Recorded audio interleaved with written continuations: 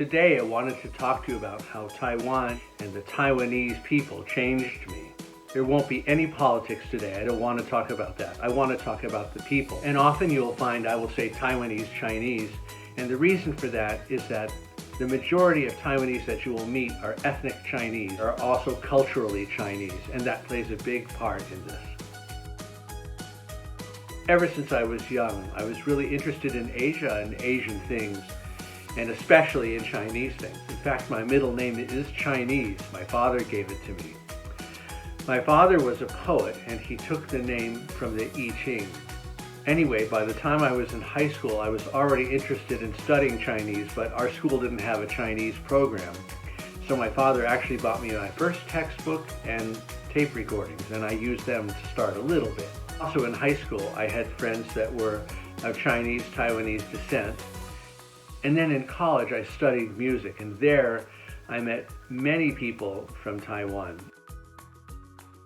One of the things that struck me about the students from Asia, and especially the Taiwanese that I met when I was in college, was how caring a people they were. I have always found that they have a very high EQ, or emotional quotient, and there are other values that I really like. For example, in America, we're very independence-minded. We really love our freedom, which I think is a great thing. But in Asia, and especially Taiwan, you'll find a very strong emphasis placed on the family and on the team. So you care about your family, you care about your people. And I found that really important. Many of the friends that I have from that time in college are still my friends now. Another interesting point is that Chinese history and culture goes back at least 3,000 years and maybe 5,000 years.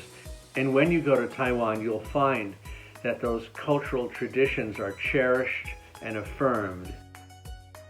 When you go to Taiwan, you'll find a really cool mixture of traditional and modern elements. For example, Taiwan upholds those traditional values, the traditional religious practices, some of the cultural holidays like the New Year celebrations, etc. But at the same time, Taiwan is really convenient and modern. In some ways more modern than America. You have the high-speed rail, you have the convenience of 7-Elevens where you can buy almost anything, and then not only do you have great Asian, Chinese, Taiwanese food, but you'll also find great Western food in Taiwan, which was a surprise to me. And me being a vegan, I was especially surprised how many vegetarian and vegan restaurants there are in Taiwan, and the price is incredible too.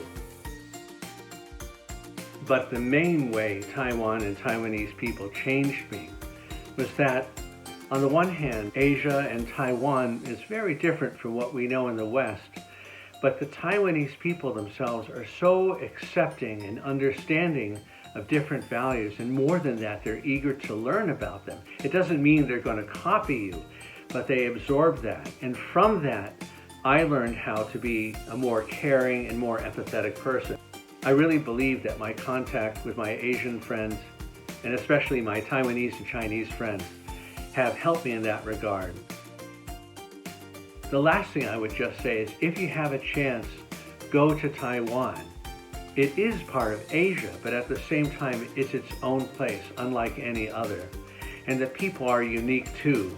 Even if you can't go to Taiwan, if you have a chance to interact with Taiwanese people, I think you'll get a little sense of what I've been talking about today. I hope you enjoyed the video. If you did, please like and subscribe. Pass it along to other friends too. It means a lot to me that you let me share my thoughts with you.